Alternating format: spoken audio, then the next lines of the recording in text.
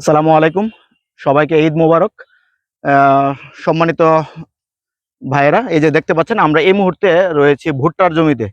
ভুট্টার জমিতে কিন্তু এই যে সুন্দর কিন্তু ভুট্টা চলে আসছে। আমরা এই জিনিসটাই আপনাদেরকে একটু দেখানোর চেষ্টা করছি। এই যে দেখছেন, এই যে গাছে কিন্তু ভুট্টা গাছে এখানে ২ টা ভুট্টা ধরেছে। এই যে এটাতে একটা, আহ, আবার এ পাশেও কিন্তু হচ্ছে ২ টি রয়েছে। এই পাশে এই যে এখানেও কিন্তু দুইটি ভুট্টা রয়েছে। একটি গাছে ২ টি ভুট্টা।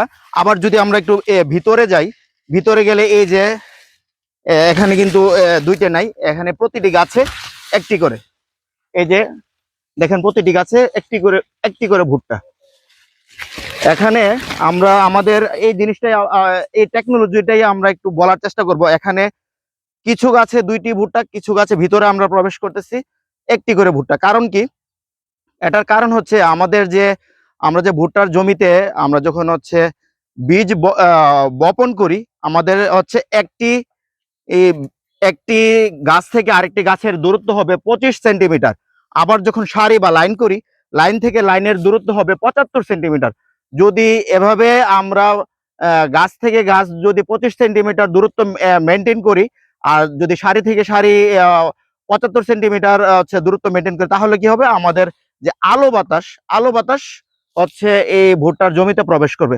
আর এই যে মানে একদম শেষে, মানে একদম জমির শেষ প্রান্তে যেহেতু একদম ফাঁকা রয়েছে, সেখানে আলো বাতাস যথেষ্ট পরিমাণে পাচ্ছে।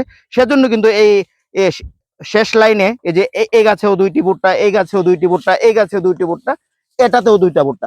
মানে আপনার এখানে আলো বাতাস যথেষ্ট পরিমাণে রয়েছে, সেজন্য কিন্তু এখানে ২ টি করে ভুট্টা রয়েছে। আর ভিতরে আলো বাতাস প্রবেশ কম করছে, কারণ আমরা যে লাইন টু লাইন এবং হচ্ছে সারি টু সারি বা আমাদের যে গাছ টু গাছ, এটা কিন্তু আমরা ওরকম ভাবে মেনটেন করি না। সেজন্য আমরা কৃষক ভাইদেরকে বলবো, আমরা এই দূরত্ব যদি আমরা মেনটেন করি, তাহলে কিন্তু আমরা একসাথে ফলন আমরা হচ্ছে ডাবল পাচ্ছি। আবার হচ্ছে আমাদের উৎপাদন কিন্তু আমাদের বেড়ে যাবে। সেই হিসাবে কিন্তু কৃষক লাভবান হবে। তো আমরা কৃষক ভাইদেরকে সেই পরামর্শটাই দিচ্ছি। আপনারা সেটা হচ্ছে মেনটেন করার চেষ্টা করবেন। ধন্যবাদ সবাইকে। আসসালামু আলাইকুম।